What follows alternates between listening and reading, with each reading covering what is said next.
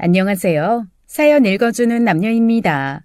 오늘도 와주셔서 감사드리며 그럼 오늘의 사연 바로 소개해드리겠습니다. 세상에 완벽한 사람이 있을까요? 세상이 완벽하지 않은데 사람이라고 있을 리가 없겠죠.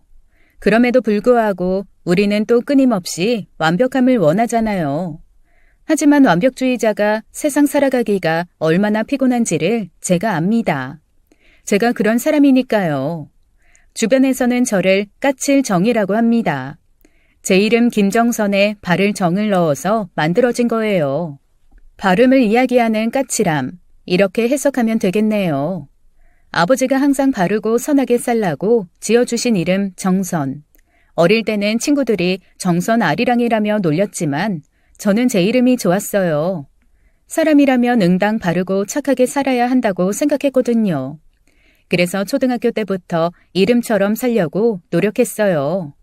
그런데 그러면 그럴수록 친구들도 어른들도 저보고 예민하다, 별나다, 피곤하다라고 하더라고요. 어린 저는 이해가 되지 않았어요. 그래서 대학에서 심리학을 공부했죠.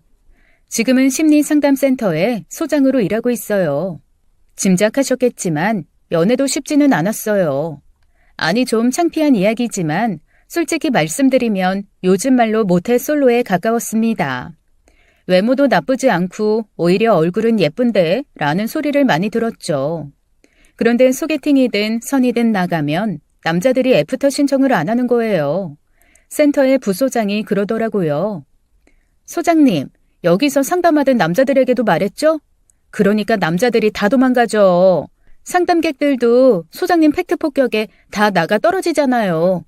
물론 그 맛에 다시 오는 상담자들이 있어서 우리가 이 센터를 유지하고 있지만요.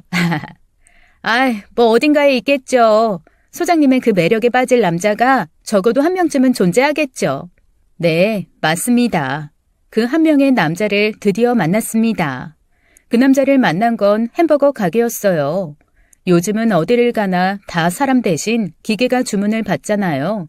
일명 키오스크라고 불리는 점심시간대에 항상 그렇듯이 주문 키오스크 앞에 줄이 늘어서 있었어요. 그날은 유난히 줄이 줄어들지 않는 거예요. 그리고는 앞에서 싸우는 소리가 들렸습니다. 지금 바빠 죽겠는데 도대체 주문을 몇 분 동안 하는 거냐고요. 저기 할머니, 햄버거 꼭 드셔야 돼요. 그냥 요 앞에 백반집 가세요. 이거 명백한 민폐라고요. 정말 짜증나 죽겠네. 미안해요. 유치원 다니는 손주 녀석이 이 집 햄버거가 꼭 먹고 싶다고 해서 왔는데 아이가 말한 메뉴를 찾을 수가 없네요. 내가 다시 한 번만 찾아보고 금방 주문하도록 할게요. 연이어 뒷줄에서도 웅성거리며 불만 섞인 목소리들이 터져나왔습니다. 점심시간에는 나이 제한을 해야 한다는 둥 나는 저렇게 늙지 말아야지까지 나오더군요. 어르신이 그 얘기를 못 들을 리 없었죠. 마치 일부러 들으라고 크게 말하는 듯 했어요. 젊은 남자 고객은 주변 사람들의 반응에 무슨 천군만마라도 얻은 듯 더 거칠 것이 없었습니다. 진짜 귀까지 먹은 거야? 사람들이 하는 얘기 들었으면 알아서 이쯤에서 빠져야지. 아니 늙으면 눈치도 없어지나? 아니지. 눈치가 없는 게 아니라 염치가 없는 거 아닌가? 피 같은 점심시간을 이리 뺏어도 되는 거냐고요. 아니 이봐요. 말이 너무 심하잖아요. 내가 고작 걸려봤자 5분만 더 기다리면 되는데 그걸 못 기다려요? 당신들은 나이 안 먹어? 나이가 들어서 좀 더디게 할 수도 있지. 제가 그분들 사이로 갔죠. 이분은 귀가 먹지 않았습니다. 여기 계신 분들도 다 알고 있는 사실입니다. 이분 말대로 우리 모두는 나이를 먹고 늙어갑니다. 당신도 마찬가지입니다. 당신이 나이를 먹어 이분의 나이대가 됐을 때 약 40년 이후? 그때에도 당신이 변화될 미래사회에 모든 기기들을 익숙하게 다룰 수 있으리라는 가능성은 1%도 안 됩니다. 당신이 이렇게 어르신에게 짜증낼 시간에 친절하게 키오스크 주문을 도와줬다면 벌써 당신은 햄버거를 먹고 있을지도 모릅니다. 그러니 더 이상 큰 소리 내지 말고 입 닥치고 계십시오. 모든 광경을 보고 있던 한 남자가 바로 따라 나와 제게 연락처를 묻더라고요. 한눈에 반했다가 이유였습니다. 첫눈이 아니라 한눈에 말입니다. 나는 정말 당신처럼 이렇게 우아하고 당당하게 그리고 단호하게 말하는 사람 본 적이 없어요. 저도 아까 그 젊은 사람이 버릇없게 말하는데 고향에 계신 어머님도 생각이 나고 해서 뭐라고 한마디 하고 싶었거든요. 근데 도저히 말이 안 떨어지는 거예요. 뭐 굳이 내가 나서야 하나 뭐 이런 생각도 들었고요. 와, 그런데 당신이 나타나서 또박또박 바른 말만 하는데 정말 반박의 여지가 없었어요. 속으로 너무 멋지다가 생각했죠. 멋지다고 생각하면 무조건 쫓아와서 번호 따는 타입이세요? 저는 그렇게 가벼운 남자는 별론데요. 그 남자는 당황해서 얼굴이 붉어지더라고요. 귀밑까지 빨갛게요. 저는 내가 이렇게 팩트 폭격을 해서 인생 처음 나에게 연락처를 물어보는 남자를 걷어차는구나 생각했어요. 아니, 저 절대 가벼운 남자 아니에요. 아니, 바람둥이는 더욱더 아니고요. 네, 바람둥이처럼 보이지는 않아요. 그 방면의 외모로는 좀 부족해요. 제 맘과는 다르게 참 제 말들이 날아가 그 남자의 머리에서 터지는 게 보였어요. 맘보다 말이 먼저 나와버리는 이걸 정말 저도 멈추고 싶었죠. 하지만 제어가 안 되는 거예요. 남자는 심지어 말을 더듬기 시작했어요. 그쵸. 제 외모가 그렇게 막 여자들을 꼬시고 뭐 그럴 정도는 아니지만, 뭐 그렇다고 이렇게 무안을 주실 정도는 아니지 않나요? 죄송해요. 제가 하는 말이 자주 뇌를 거치지 않고 입으로 직행할 때가 있어요. 일부러 상처 드리는 건 아니었습니다. 제가 마음에 들었다는 말씀이신 거죠? 그렇다고 그렇게 또 직접적으로 질문을 하시면, 네, 그렇습니다. 우리는 그렇게 연애를 시작했어요. 남자친구는 듬직하고 성실한 사람이었어요. 행정고시 5급에 합격해서 지금은 시청에서 일하고 있었죠. 남자친구는 가끔씩 제 화법에 상처를 받는 듯이 보였으나 금세 적응을 하더라고요. 남자친구는 음식점에서 머리카락이 나와도 절대 말을 못하는 사람입니다. 일단 불편한 상황에 처해지는 것을 너무나 힘겨워 하더라고요. 하지만 또 그런 자신이 마음에 드는 것도 아니었죠. 자기야, 그냥 머리카락만 건져내고 먹으면 안 될까? 굳이 소란스럽게 상황을 만들면 모두가 좀 불편해질 것 같은데. 자기야, 내가 말을 안 해주는 게 결코 이 가게에 도움이 되는 게 아니야. 주방에서 위생모를 제대로 착용하지 않아서 이런 일이 일어났다고 생각해봐. 그럼 우리 말고 다른 사람들에게 줄줄이 피해가 갈 수 있다고. 더 큰 피해를 막기 위해 말하는 게 나은 거야. 물론 저는 음식점에서 머리카락이 나왔다고 해서 텔레비전에 등장하는 진상 손님처럼 난리를 피지 않습니다. 단지 사업장의 책임자를 불러서 상황을 설명하고 그에 따른 적정한 조치를 요구하는 것뿐이죠. 그렇게 시작한 연애는 결혼까지 별 문제 없이 가는 듯 했습니다. 그런데 우리에게 장애물이 하나 있었어요. 친정엄마가 종손집에 장손 며느리로 시집와서 정말 고생을 많이 하셨거든요. 거기에다 홀시어머니와 시누이와 시동생들이 줄줄이 있었어요. 그 시누이들이 시동생들을 공부시키고 결혼까지 시키고 나니 청춘이 다 가버렸다고 매일 저를 붙잡고 신세한탄을 하셨거든요. 그리고 마지막 결론은 다른 건 몰라도 홀시어머니의 장남은 안 된다. 문제는 남자친구가 홀시어머니의 장남이라는 거죠. 다행히도 시동생 한 명뿐이었어요. 이 정도면 충분히 엄마를 설득할 수 있다고 생각했죠. 정말 그거 하나 말고는 단점이 없는 남자였으니까요. 저는 친정엄마에게 선언했습니다. 엄마, 결혼은 내가 하는 거고 이 인생도 내가 사는 것이고 내 인생의 시나리오는 내가 직접 써야겠어. 엄마 인생의 교훈을 나에게 강요하지 말아줬으면 좋겠어. 그리고 남친에게 동생은 남동생 한 명뿐이야. 엄마하고는 상황이 다르다고. 엄마는 상견례장에 나오지 않겠다 하며 단호하게 대응하셨죠. 그래서 엄마 없이 아빠만 모시고 상견례를 했습니다. 그리고 친정엄마의 그 레퍼토리가 그냥 나온 게 아님을 확인했습니다. 제 눈으로 아주 뼈아프게 인정할 수밖에 없었네요. 그것도 상견례장에서 말이죠. 상견례는 춘천에서 오는 시댁 식구들을 생각해서 서울역 근처로 장소를 잡았습니다. 예비 시모 혼자 먼저 도착을 하셨어요. 어머니, 왜 혼자 오셨어요? 수호는 어디 있어요? 야, 말도 말아라. 건호야, 큰일 났다. 네 동생 수호가 오늘 아침 여기 상견례장 온다고 친구 오토바이 빌려 타고 춘천 시내에 있는 목욕탕에 간다고 했거든. 근데 얘가 소식이 없는 거라. 가는 길에 나무를 들이받아서 오토바이가 박살이 나는 모양이다. 그래도 천만다행인 게 수호는 손끝 하나 다치지 않았단다. 참 어릴 때부터 우리 수호가 그런 후는 좀 있다. 아니 그거보다 일단 그 오토바이 편상부터 좀 해줘야겠어. 여기 친구 입금 계좌 보내왔더라.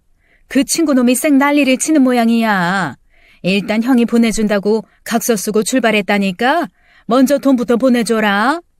남편은 별로 놀라는 기색도 없이 한숨 한번 내쉬고 계좌 이체를 하더군요.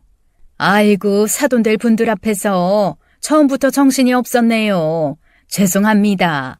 우리 건호가 우리 집안의 기둥이에요. 건호 아버지가 일찍 저 세상으로 떠난 뒤부턴 저도 건호 없었으면 어이했을까 싶습니다. 얘가 어릴 때부터 얼마나 듬직한지 얘가 지동생 대학교까지 다 가르쳤지 뭡니까? 그리고 그 어렵다는 행정고시 5급을 떡하니 붙어갖고는 바로 서울시청에 들어가서 높은 자리에 올라가더니만 알들살들 돈 모아서 춘천에 작은 아파트도 하나 해주고 저는 정말 건호 없었으면 어이 살았을까 아찔합니다. 우리 건호는 아주 집안의 자랑입니다. 아이 건호야, 지금 수호 연락 왔다. 지금 음식점 앞에 택시에 있단다. 늦지 않으려고 춘천에서 택시 대절해서 왔단다. 택시비 좀 계산해줘야겠다.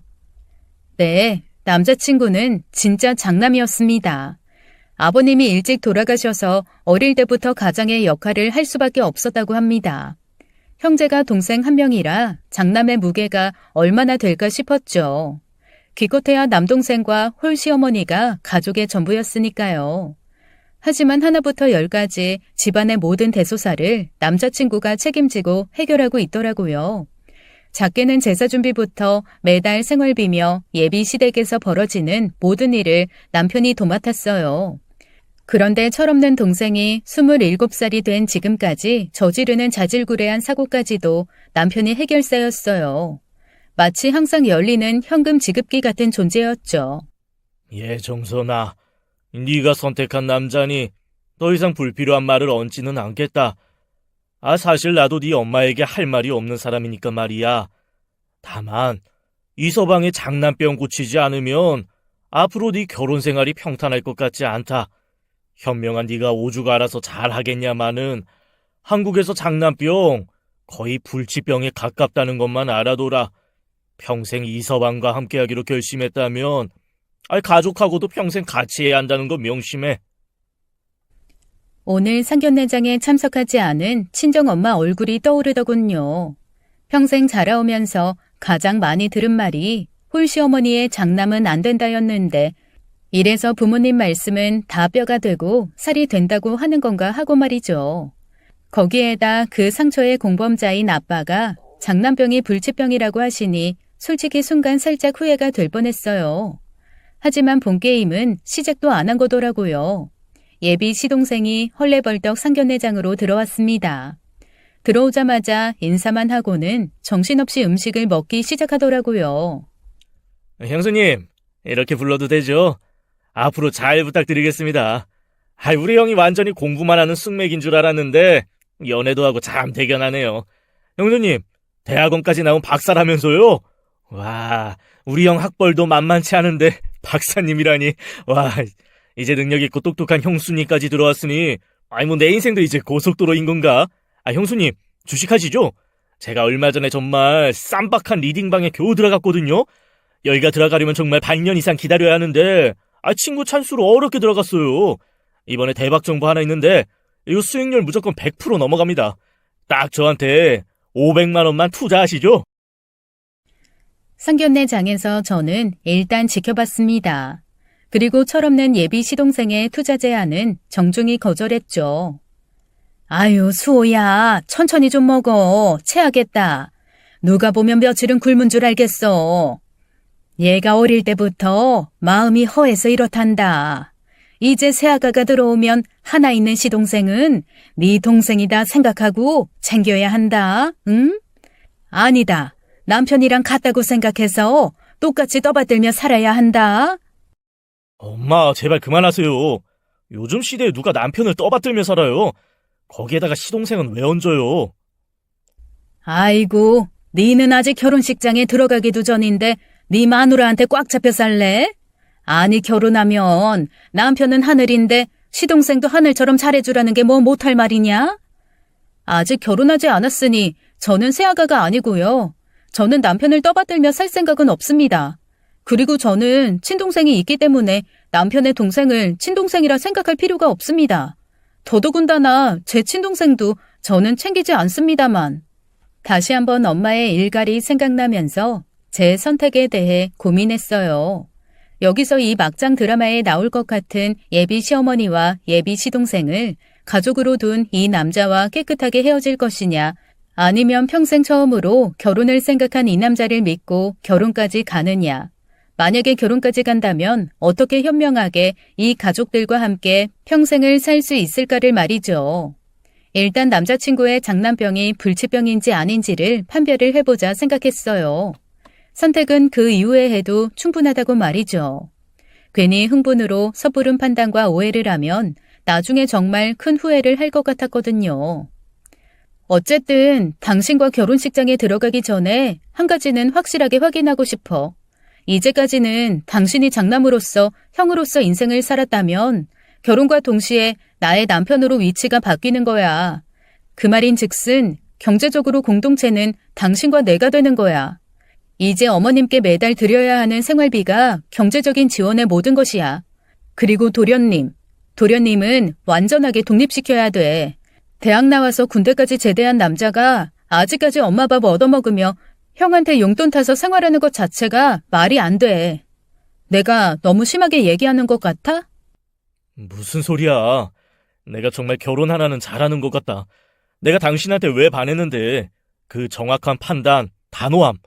나도 내가 더 이상 이렇게 살면 안 되겠다 싶었어. 그런데 엄마가 동생이 사고 칠 때마다 당연한 것처럼 요구하시는데 차마 거절을 못 하겠더라고. 돈이 있는 거 뻔히 아시는데 어떻게 거절하겠어. 맞아. 거절하는 것도 다 배워야 돼. 대신 정확하게 사안의 본질만을 파악해서 감정은 섞지 말고 대처를 해야지. 우리는 가족과 싸우려는 게 아니야. 잘 살려고 하는 거지. 남편의 장난병은 다행히도 불치병이 아니었습니다.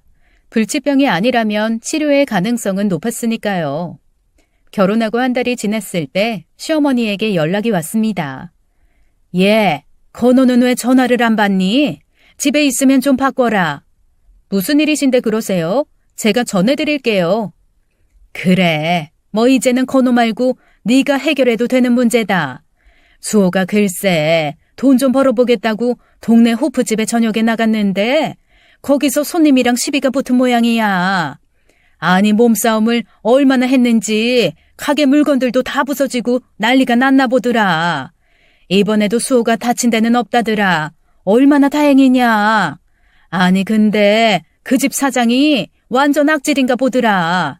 손에 배상금이랑 뭐 합의금을 어마어마하게 부른 모양이야. 마음 약한 우리 수호는 겁먹고 지금 친구 집에 가 있었는데 이번엔 아예 수호 상대로 고소까지 했더라고. 어쩌겠니. 하나뿐인 시동생이니 형이랑 형수가 해결해줘야지. 별 수 있니? 네, 그렇군요. 어머님의 우리 수호가 이번에도 사고를 치고 도망을 갔군요. 이제 건호 씨도 저도 도와줄 수 없습니다. 아니 너는 형수가 돼서 어쩜 그렇게 매정하게 선을 확 그어버리니? 애가 차가운 건 알았지만 가족끼리 그리 살면 못 쓴다. 가족이면 서로 도와가며 살아야지. 혼자서만 잘 살면 뭐하니? 아니 사돈어른이 바르고 선하게 살라고 이름까지 정선으로 지었다며. 그럼 최소한 이름값은 하면서 살아야지. 그럼 어머님 말씀대로 바르고 선하게 가족을 도우면 되겠습니까? 아유 얘는 왜 같은 말을 반복하게 해. 어서 내려와서 해결이나 해. 저는 그 길로 춘천에 있는 시댁으로 갔습니다. 우선 친구 집에 있는 시동생을 찾아내서 시모와 함께 사고친 가게로 데리고 갔어요. 보아하니 이번에 결혼한 수호 형이랑 결혼한 세댁 같은데 이번에 내가 양보 못해. 이 녀석 된통 당해봐야 정신 차린다고. 돈도 돈이지만 기본이 안 돼 먹었어. 그 성질마리 갖고는 어디서도 일 못해. 아이, 손님이 반말 좀 했다고 그걸 못 찾고 주먹을 날려? 그것도 치보다 20살 많은 사람한테. 아이, 더군다나 그 손님 내 지인이라고. 미리 말까지 했구만. 아, 이 녀석 콩밥 먹어야 정신 차린다고. 아니, 한 동네에서 얼굴 보고 자란 애한테 이렇게까지 하게 해요? 그리고 기본이 뭐가 어쩌고 저째? 어머니, 저에게 맡긴다고 하셨으면 저쪽으로 가 계시죠? 저는 먼저 시동생을 사장님 앞에 무릎부터 꿇게 했어요. 그러고 제가 미리 써간 사과의 글을 읽게 했습니다. 처음부터 끝까지 시동생의 죄를 낱낱이 밝히는 내용이었죠. 읽는 시동생도 듣는 시어머니도 놀라더라고요. 물론 듣는 사장님은 말할 것도 없고요. 사장님, 저의 시동생 이수호 군의 죄는 명명백백 변명의 여지가 없습니다. 하지만 한 동네에서 수호 군이 어떻게 자랐는지 아시지 않습니까? 아버지가 없다는 핑계하에 어머님 치마폭에 쌓여 그동안 잘못을 저질러도 단 한 번도 제대로 뉘우칠 기회를 갖지 못했습니다. 이건 어찌 보면 형과 어머님의 잘못도 큰 바, 고소를 하시려면 근본적으로 어머님과 형인 이건호 씨도 함께 하셔야 합니다. 하지만 마음이 넓기로 소문이 자자한 사장님께서 그리하신다면 동네에서 계속 맥주와 닭을 파는 일이 순탄치 않을 수도 있을 것 같네요. 그렇다면 이 문제를 어떻게 해결하는 것이 좋을까요? 사장님의 현명한 대답이 궁금합니다. 참. 아이, 건호가 섹시 하나는 아주 똑소리 나는 사람 얻었구만. 아, 그래요. 뭐 나도 홧김에 고소한다고 하긴 했는데 동네 어른으로 그건 좀 지나쳤네요. 고소는 취소하겠으니까 가게 피해 보상만 받은 걸로 합시다. 피해자들도 내 지인이고 뭐 사람이 뭐 다치거나 한 건 아니니까 제가 잘 말해볼게요. 피해 보상은 항상 건호가 해왔으니까 그 정도로 마무리합시다. 아니요. 피해 보상금은 저의 도련님이 낼 것입니다. 대신 현재 도련님이 수중에 그만한 돈을 갖고 있지 못하니 6개월 할부로 나눠서 갚도록 선처 부탁드리겠습니다.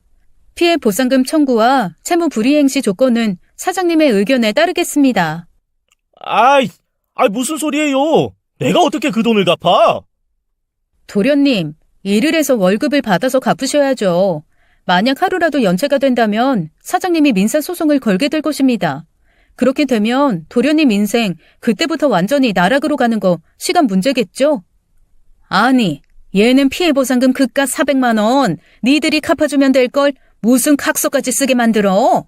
하나뿐인 시동생 그렇게 고생시켜야 속이 시원하겠니? 아니요, 절대 시원하지 않습니다. 이 일이 누가 벌인 사건입니까? 건호 씨인가요? 도련님, 이제 27세 성인입니다. 자신이 벌인 일은 자신이 해결할 줄 알아야 되는 나이입니다. 제 말이 틀린가요, 어머님? 사장님, 제가 상식에서 벗어나는 말을 했나요? 아이, 무슨 소리? 아주 지극히 상식적이네. 수호 엄마도 이제 수호 그만 싸고 돌아. 며느리 아니었으면 내가 이번에 진짜 고소까지 가려고 했어. 너 이 녀석 수호도 형수님 말 잘 들어. 그래야 자다가 쌀이 나오는 거야. 시동생은 울며 겨자 먹기로 일을 해야만 했죠. 하지만 고향 동네에선 이미 평판이 떨어질 대로 떨어져 바닥을 더 내려갈 데도 없는 상황. 하는 수 없이 아르바이트 자리를 위해 서울 저희 집 근처 오피스텔 원룸을 얻게 되었어요. 원룸으로 이사하는 날 어머님도 함께 올라오셨죠. 이사를 도와달라고 하시는 말씀에 저희는 선약이 있다고 말씀드렸어요. 저녁 식사를 함께하기 위해 원룸에 들렸죠. 아니, 니들은 어쩜 그렇게 냉정하니? 하나밖에 없는 시동생이 서울에 처음 올라와서 자리를 잡는데 같이 좀 지내면 얼마나 좋아. 옛날에는 조카들 서울로 대학교 오면 다 큰 집에서 재워주고 먹여주고 했어. 세상이 아무리 각박해졌다고 해도 친동생을 옆에 두고 방을 따로 얻는 게 말이 되니? 엄마, 그 얘긴 지난번에 충분히 설명드렸잖아요. 앞으로도 수호랑 같이 살 일 없을 거예요. 수호 이제 애 아니에요. 원래 애미 눈엔 자식이 환갑이 돼도 애다. 니네가 아직 자식을 안 낳아봐서 그래. 지 자식 새끼 낳아봐라. 이게 얼마나 피눈물 나는 일인지. 제가 집에서 손에 물 한 방울 안 묻히고 살았던 앤데 지 손으로 할 수 있는 게 뭐가 있다고. 이 넓은 서울 땅에 혼자 떨어져서 밥이라도 제대로 먹겠냐고. 나도 서울에서 혼자 대학교 다니고 고시 공부하고 회사 다니고 다 했어. 이제 내일 모레면 30인데 왜 못해? 뭘 해봤어야 하지? 넌 어릴 때부터 밥도 하고 빨래도 하고 나 도와준다고 집안 살림도 다 할 줄 알았잖아. 근데 제 수호는 진짜 아무것도 할 줄 아는 게 없다니까. 아주 내가 수호 생각만 하면 걱정이 돼서 잠이 안 온다. 27살 성인이 할 줄 아는 게 하나도 없는 건 자랑이 아니죠. 이제부터라도 배우면 되죠. 바보가 아닌 이상 말이에요. 엄마, 아니 나 알바까지 하는데 집에 와서 밥 차리고 청소하고 그렇게 못 살아. 나 그러면 아마 며칠도 못 버티고 쓰러질지도 몰라. 형수가 해주면 안 되나? 그래, 말 잘했다 수호야. 며느라기 너 집에서 반찬하고 밥은 해먹을 거 아니냐. 니네 아침 저녁 먹는 거 좀 나눠주고 그때마다 빨래도 좀 돌려주고 청소까지 해주면 될 거 아니냐. 어머니, 이제 도련님도 충분히 밥 먹고 청소하고 빨래할 수 있는 성인입니다. 나는 이 문제 해결 안 되면 집에 못 내려간다. 걱정돼서 내가 살 수가 없어. 그 피해 보상금인가 뭔가 네가 해결하라고 해서 이 사단이 난 거니까 하루 2끼 식사랑 청소 빨래는 네가 해결해라. 제가 해결만 하면 될까요? 진짜로 어머님 그렇게 말씀하셨습니다. 아유 그래. 나도 계속 같은 말하는 거 입 아프다. 아침 저녁 밥이랑 빨래 청소만 해결되면 더 이상 말 안 할란다. 저는 시어머니의 말씀대로 당장 다음 날부터 해결해드렸죠. 매일 새벽에 하루치의 아침과 저녁을 해결할 수 있는 반찬과 국을 배달시켜드렸어요. 요즘엔 돈만 내면 어디서든지 엄마의 손맛을 느낄 수 있으니까요. 빨래와 청소는 하루 3시간씩 가사 도우미를 불러서 아주 윤이 반짝반짝 나도록 했어요. 그렇게 일주일이 지나자 어머님이 득달같이 전화를 하셨습니다. 너는 얘가 애비가 얼마나 힘들게 일해서 돈 버는 줄도 모르고 그렇게 돈을 헤프게 쓴다니? 도대체 매일 그렇게 사람 쓰고 밥이며 국이며 반찬까지 배달시키면 그 돈이 얼마나 되는 거냐? 네, 돈이 많이 들어가긴 하더라고요. 저희도 매달 규모에 맞게 생활을 해서요. 그 돈은 어머님께 드리는 용돈에서 충당하고 있어요. 어머님이 어찌되든 해결만 하면 된다고 하셨잖아요. 아, 이번 달 어머님 용돈은 없겠는데요. 어쩌죠? 아니, 지금 무슨 소리를 하는 거야? 네가 하면 될 거 아니야. 어머니, 저 일하는 사람입니다. 센터를 책임지고 있는 사람이에요. 제가 월급을 줘야 하는 사람이 5명이나 된다고요. 도련님 집에 청소하고 빨래하러 갈 시간이 어디 있겠어요? 내가 정말 너같이 독한 애는 생전 들어본 적이 없다. 아니 시어미 용돈으로 가사 도우미를 불러? 당장 취소시켜라. 지금 당장 모든 것을 취소했어요. 나중에 들어보니 시어머님이 직접 시동생에게 밥을 하는 방법부터 빨래 돌리고 청소하는 방법을 알려주셨다고 하더라고요. 그런데 그게 알려준다고 바로 바뀌면 도련님이 이렇게 살아오지 않았겠죠. 어쩔 수 없이 어머님이 일주일에 한 번씩 와서 잔소리를 한 바가지 늘어놓으면서 집안을 치워주시는 것 같더라고요. 그런데 서울에 올라오시는 간격이 점차 늘어나더군요. 도련님 때문에 서울에 자주 오신다고 했는데 다른 이유가 있었더라고요. 어머님에게 남자친구가 생긴 겁니다. 어머님이 사별하신 지 30년이 넘었으니 외로울 만도 하시죠. 아니 엄마는 어디서 남자를 만나신 거예요? 그것도 서울에서 사는 남자를. 나 무시하지 말아라. 내가 이래봬도 동네에서는 가장 똑똑하다는 소리 듣는다. 니들은 잘 모르겠지만 그런 모임이 있어. 59년 돼지띠방에서 만났는데 나이가 동갑내기라 그런지 나랑 얘기가 너무 잘 통해. 만나면 정말 시간이 어떻게 가는 줄 모르겠더라고. 혹시 유부남인 거 아니야? 엄마 순진하게 다 믿지 말고 좀 알아보면서 만나. 참네. 네 어미를 이렇게 무시하니? 하나 있는 장남은 나를 무시해. 하나 있는 막둥이는 사고쳐서 말려내 애미한테 청소랑 빨래까지 하게 만들어. 내가 이러니 외롭고 힘들지. 내 이런 맘을 아주 찰떡같이 아는 사람이 그 사람이다. 알지도 못하면서 이상한 소리 말어. 만날 때마다 꽃을 선물해 주는데 얼마나 낭만적인지 모른다. 니들은 생전 나한테 꽃 한 송이 준 적 있냐? 내가 말년에 이게 무슨 복인가 싶어. 처음에 어머님은 사랑에 빠진 소녀 그 자체시더라고요.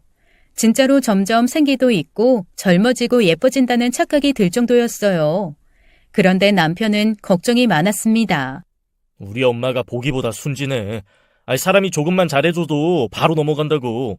주변 사람들이 소개시켜준 것도 아니고 그런 띠방인가 뭔가 하는 데서 만난 사람인데 지금까지 뭐 했던 사람인지 어떻게 알겠냐고. 어머님이 저렇게 소녀처럼 좋아하시는데 성급하게 판단하지 말고 좀 기다려보자. 어머님도 애가 아니야. 시간이 지나고 그 남자분의 집까지 가시는 것 같더라고요. 서울에 올라오면 도련님 집에 들려서 청소랑 빨래를 하시고는 남자친구의 집으로 가셨어요. 에휴, 내가 힘들어 죽겠다. 아니 무슨 팔자가 남자들 청소하고 빨래해주는 거에서 벗어나지 못하냐? 젊은 것이나 늙은 것이나 어찌 그리 똑같냐? 지가 늘어놓은 옷까지 하나를 정리를 못해? 일주일에 한 번씩 집에 가보면 개판인 게 아주 똑같아. 과부는 쌀이 서말이고 호랍이는 이가 서말이라더니 아주 딱 그 짝이다. 어머님, 지난번에 과부 사정은 호랍이가 알고 호랍이 사정은 과부가 안다면서 좋아하셨잖아요. 이제 마음이 변하신 거예요? 너는 어쩜 같은 말을 해도 그렇게 사람 명치를 쿵쿵 때리는 말을 한다냐? 상담을 한다는 애가 너 상담할 때도 그러냐? 사람 아픈데 콕콕 찔러가며? 네, 저는 없는 말을 지어내지는 않고요. 사실만을 말하는 편입니다만. 에고, 내가 너를 상대로 지금 무슨 하소연이냐. 그래도 내 말 들어주는 남자친구가 100배 낫다. 네, 어머니, 즐거운 데이트하고 내려가세요. 어머님은 남자친구가 마음에 안 들 때가 있긴 해도 여전히 좋은 모양이었어요. 우리에게 소개를 하고 싶다고 하더군요. 아마도 그분이 저희를 보고 싶어하는 눈치였어요. 어머님은 혹시나 재혼 얘기가 나올까 조금은 기대하는 눈치였습니다. 아이고, 이렇게 드디어 만나게 되네요. 지난번에 수호군 만난 적 있어요. 형이랑 수호군은 느낌이 좀 다르네. 반갑습니다. 59년 돼지띠 남자치고는 젊어 보이셨어요. 회색 양복에 중절모에 선글라스까지 착용한 모습이 영락없이 막말로 여자 꽤나 후리고 다니는 남자였죠. 하지만 외모로 사람을 평가해서는 안 되죠. 어머님한테 듣기로는 사업을 하셨다고요? 지금은 그럼 어떻게 생활을 하시나요? 아이, 박 여사가 벌써 말을 했나? 사업이야 지금도 하고 있지. 내가 그래서 박 여사한테도 말했는데 이번에 정말 좋은 투자건이 있어요. 이거 정말 극비에 진행하는 거라 아무한테 잘 말하지 않는 건데 뭐 특별히 박 여사 자제니까 이번 기회에 한몫 챙기라고 정보 주는 거예요. 아직 집도 전세라며. 저축해서 언제 서울의 아파트 한 채 살 수 있겠어. 사람은 말이야, 기회가 왔을 때 그것을 잡을 줄 알아야 성공해요. 나도 왕년엔 말이야, 여기 종로바당을 지나가지를 못했어. 하도 이 사람 저 사람 개발 정보를 달라고 성화를 해대서 이번에도 내가 특별히 알려주는 거니까 먼저 500 정도만 준비해봐요. 그래, 이번엔 진짜 큰 건이래. 나도 처음에 10만 원 투자했는데 100만 원을 가져다 주지 않겠니? 아유, 정말 김 사장님 덕분에 그 돈으로 여행 가서 처음으로 펜션도 가보고 레스토랑도 가고 와인도 마시고 정말 호강했다. 네, 그러시군요. 어머님이 저렇게 행복해 하시다니 감사를 드려야겠네요. 500만 원은 저희한테도 큰 돈이니까 시간을 좀 주세요. 어머님은 재혼도 생각하시는 것 같던데 김 사장님은 어떠신지 궁금하네요. 듣기로는 혼자 되신 지 10년 되셨다고 하던데 자제분들은 어떻게 생각할까요? 우리 박 여사가 이렇게 매번 나를 깜짝 놀라게 한다니까.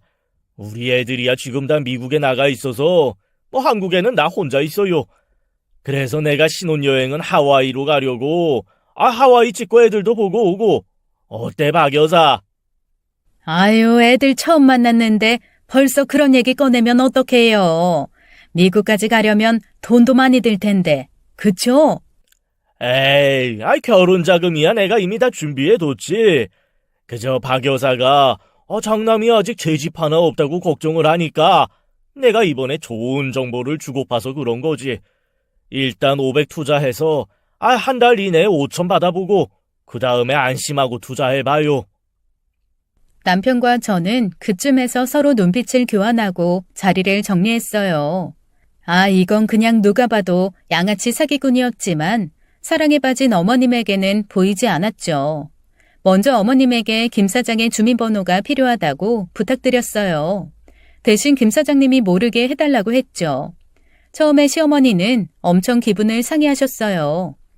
진짜 니들 너무한다. 아니 엄마를 무시해도 유분수지. 내가 아무리 그래도 무슨 이상한 남자 만나서 너희한테 소개하겠니? 그 사람 생긴 거랑 말하는 거 봐라. 어딜 봐서 이상한 사람으로 보이니? 네 방에서도 얼마나 인기가 많은 줄 알아? 다른 할마시들이 얼마나 김 사장한테 들러붙었는지 알아? 그 여자들 다 마다하고 내가 좋다고 한 남자야. 이래서 자식 새끼들 다 필요 없고 등 긁어줄 남편이 최고라고 하는 건가 보다. 어머니, 아직 그분 어머님 남편 아니고요. 저희는 단지 그분의 인적사항을 확인하고 싶어서 말씀드린 건데 이렇게 펄쩍대시면서 화내시는 게 더 이상해요.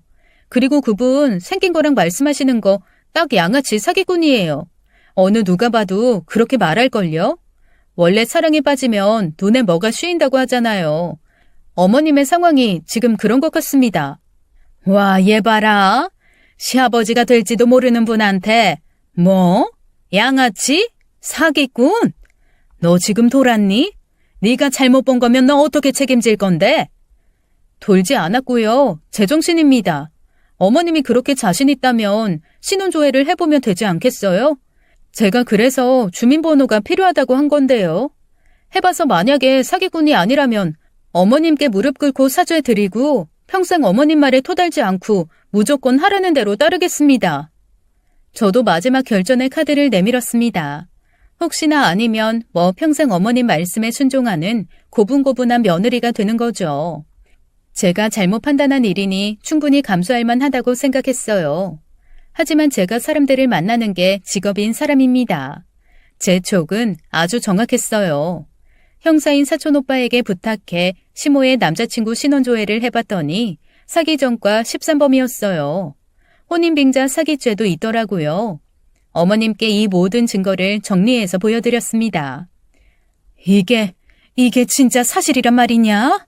아니, 나한테 조금씩 푼돈은 빌린 적은 있어도 큰돈 달라고 한 적은 없었다. 내가 말했잖니. 10만 원 투자해서 100만 원 받았다고. 어머님, 그거 처음 만날 때 얘기죠? 그 다음부터 계속 데이트할 때 돈 누가 냈어요? 어머님이 내셨죠? 아니, 어떻게 알았니? 신용카드 잃어버렸다고 하더라고. 사업 수익금이 다음 달에 들어온다고 미안하다 그래서.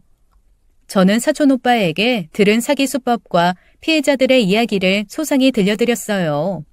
어머님은 충격을 받고는 한동안 말이 없으셨죠. 그런데 막상 헤어지려고 하니 도련님의 집도 다 알고 있고 겁이 나신 모양이에요. 그런 범죄자가 무슨 해코지를 할지 모르겠다면서 말이에요. 이미 사기죄로 수배 중이어서 그 부분은 사촌오빠에게 맡겼죠. 어머님은 한동안 충격으로 상담을 받으셔야 했습니다. 물론 저는 아니고 동료 상담사에게 부탁을 했죠. 내가 입이 10개라도 할 말이 없다. 이제부터 네가 하는 얘기는 파트로 매주를 쓴다고 해도 믿어야지. 사실 내가 좀 이상하다고 생각은 하고 있었다. 남자 집 가보면 알 수 있지 않니? 혼자서 사는데 그렇게 지저분할 수가 없는 거야. 에휴, 내가 그때부터 느낌이 쎄하긴 했다. 저는 파트로 매주를 쓰지는 않아요, 어머니. 그리고 어머님이 그 사기꾼 집 청소해 주신다고 할 때부터 말리고 싶었어요. 인간이라면 남자 여자를 떠나서 자신의 일상을 돌볼 수 있어야 하잖아요. 그게 27살 청년이든 65살 할아버지든 말이에요. 아이고, 그렇게 맞는 말만 해대니 내가 진짜 입도 뻥끗 못하겠구나. 진짜 내가 그 양아치 사기꾼 씨발라 먹을 놈을 생각하면 아직도 누워서 이불을 걷어찬다. 니들 앞에서 너무 창피하고 남사스러운 꼴을 보여서. 에휴, 근데도 우리 막내 생각하면 내가 또 밤에 잠이 안 오더라. 어젯밤도 새벽에 깨서는 잠이 안 오더라고. 어머니, 질문을 좀 다르게 해볼게요. 그러니까 어머님이 그렇게 애지중지 제일 아끼는 막내 도련님이 미래의 양아치 반백수 씨발라 먹을 어머님의 전남친처럼 될까봐 걱정된다 이 말씀이시죠? 아유, 너는 뭐 그렇게까지 적나라하게 말을 해야 속이 시원하냐? 듣는 시험이 민망하게. 나도 내 발등을 찍고 싶은 심정인데. 어머님, 절대 제 속이 시원하려고 말씀드리는 게 아닌데요. 아유, 알았다, 알았어. 네 시동생 인생 개조. 아니, 먼저 정신교육부터 시켜다오. 어머님, 그렇다면 이제부터 무조건 저를 믿으셔야 합니다. 이제 네 말이면 나는 정말 무조건이다. 네가 말하는 건 토시 안 달고 따를 테니 저 녀석 제발 인간 좀 만들어다오. 최소한 사람 구실은 좀 하면서 살 수 있게 말이다.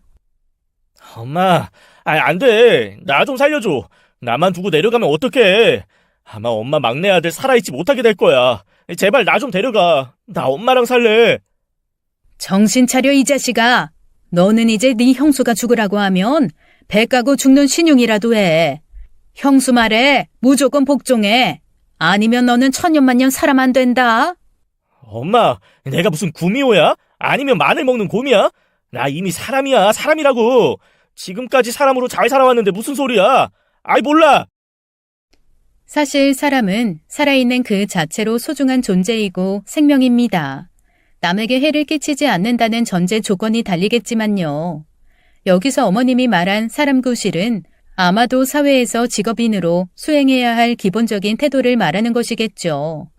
우선 약속 시간을 지키며 적당한 근면성과 성실성을 갖춰야 했습니다. 막내 도련님은 이 부분에서 심하게 미달된 부분이 있기에 쉬운 것부터 시작했죠. 절대 완벽한 걸 바라는 게 아닙니다.